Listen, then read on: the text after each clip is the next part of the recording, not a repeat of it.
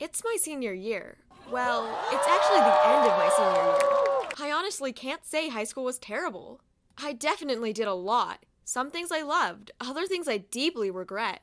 And through all the difficult days and the longest, sleepiest nights, I was proud of myself for making it this far. I watched my cap fly in the air with the rest of the students, all of us cheering and crying and ready for a new beginning.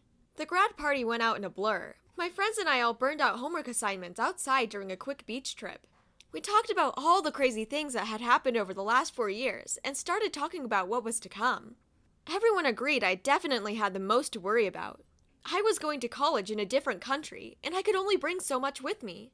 All of us got really sad that night, realizing that this was one of the last few times we would all be together. There was a lot of crying and hugging that weekend. When I got back home, it wasn't any easier seeing my family the same way. They were sad to watch me go. Every day after that was a little stressful. Figuring out what to pack, how I was going to get it all on the plane, and still trying to teach myself the language in my free time. I took it upon myself to buy language apps so I could practice every day. I was immersing myself in a French culture at home and practicing really hard to make sure I wasn't totally lost when I went back. Soon, June turned over to July, and some of my friends were already preparing to leave for school. All of us were constantly FaceTiming and packing all at the same time, asking each other what was good to bring and what wasn't.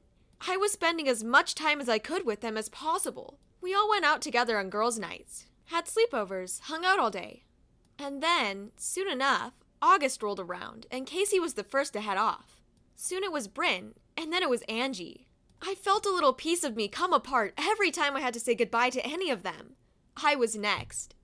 I had a week to pack all of my things. I had had my plane ticket for months now, and at this point, it was just staring me down in my room. As the days counted down, I felt myself get more and more stressed out. I kept trying to tell myself it was all going to be fine. Through my going away party, my final night with my final friends that hadn't left for school, and even to the morning I had to leave, I told myself it was going to be fine. I was so wrong. I woke up and everything was going as planned. I got my suitcase, looked over my checklist, got my ticket, and my parents drove me to the airport. Everything was going smooth at first, until the first bad thing happened. There was a large thud while we were driving. My family was super confused, and then the car started to slow down. My dad pulled over to the side of the road, and when he stepped out, I heard him cursing the loudest I had ever heard him curse. "We have a flat tire," he said. My heart dropped down all the way into my stomach. A flat tire? Now? Of all times? I thought I could have passed out then and there. But the plane! I can't miss that flight! My mom was trying to calm me down from the front seat. "We'll just call you an Uber, okay?" The thought of me saying goodbye now caused me to burst into tears. I suddenly realized how much of a mess I was going to be without my family around. My mom and brother tried comforting me while my dad called a tow truck. "Hey, it's going to be okay. It's just happening a little quicker than anticipated is all. We're still going to be up in October to see you." I started sniffling while my mom stroked my hair and nodded my head.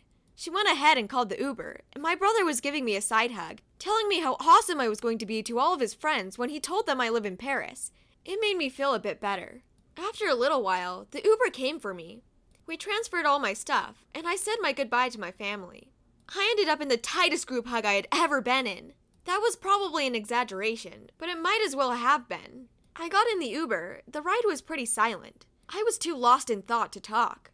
When we came up on the airport, the driver helped me get my bags out, and I was on my way. I rushed to find the airport security so I could get through the other side.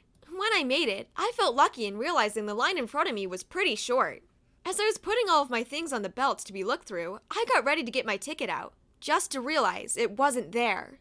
Boom! The next worst thing that could have happened. I started patting around my whole body in hopes of it popping up somewhere, but it was showing. I was suddenly super aware of the line behind me and how long it was. The security guy asked for my ticket. I stared at him for a hard second, trying to figure out how I was going to be able to get through. "My phone," I blurted. He looked at me super confused. "Sorry," I said. "I have my ticket on my phone. Will that go through?" The guy nodded his head, and I pulled out my phone and let him scan my virtual ticket. If my mom was here to know about that, she would have flipped out. I made it through the TSA without any other issues, and just like that, I was on the other side. I thought all of my troubles were over, but I was very, very, very wrong. I went ahead and got some food. I was still pretty early and had a couple of hours before my flight boarded. I stood in line for a little bit and kind of let my luggage slip to the back of my mind. When I got out of line and had my coffee and a nice warm bagel, I sat down and decided to account for all of my stuff. When I looked down, my eyes bulged out of my head. I was missing a carry-on bag. Why? Why did the world hate me today? I started asking around. No one seemed to have noticed my bag just disappear. I asked if I could find a place where I could figure it out. The barista in the airport pointed me toward another security area that could show me security footage. I thanked her and darted off toward it. When I knocked on the door, the person who opened it looked pretty annoyed, but I didn't care. I started talking really fast, asking if I would be able to track down my bag at all. And I stared at the cameras after that for the next half hour trying to figure it out. It turns out, someone picked up my carry-on bag and just left with it. We followed them through all the footage, and when we found their final stopping place, they were on the other side of the airport. I wanted to scream. I thanked the man for looking through all of the footage with me, and ran over to one of the gates on the other side of the airport. Now, it's one thing when you're just going on a run and getting exercise. It's another when you're dragging luggage behind you on top of running, and then also having to move around people and make sure you don't drop anything.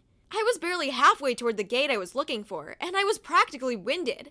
I ended up speed walking the rest of the way there, just praying no one was boarding yet. To my great relief, they had not indeed boarded, and I found the person I was looking for almost immediately. I quickly explained the whole mix-up, and they were super confused at first, but when I opened my bag to show them my stuff, they apologized. I felt kinda bad because she told me it looked like her bag, and now she had to find where hers was. But I was in a hurry, so I booked it across the airport. Then, it just got worse. I heard the dreaded intercom announce my flight was boarding in 15 minutes. I was already so freaking tired. What did I do to deserve this? But as much as I hated running, I hated the idea of missing my flight even more. It hurt really bad and it felt like my throat was on fire. But by the time I made it to the gate, they were just preparing to board. I pulled out my phone, gasping for breath. People all around were giving me weird looks, but at this point, I really didn't care. I gave them my online ticket, and I was on my way. Settling in wasn't actually that bad. The chairs had TVs on the back, and the people I was sitting next to were super nice. The flight was long, but it didn't bother me as much as I thought it was going to. I kinda thought of it as time travel. In the end, I got to Paris in one piece. One thing I did do right was practice the language enough to have basic conversational skills. I made my way to the school and into my dorm without much trouble, and I unpacked everything, and there wasn't a single thing missing other than my plane ticket. I guess what I'm trying to say is, keep your head up. That was literally the most stressful and probably overall just the worst day of my life. But it ended up okay in the end. The saying is true, when it rains, look for rainbows.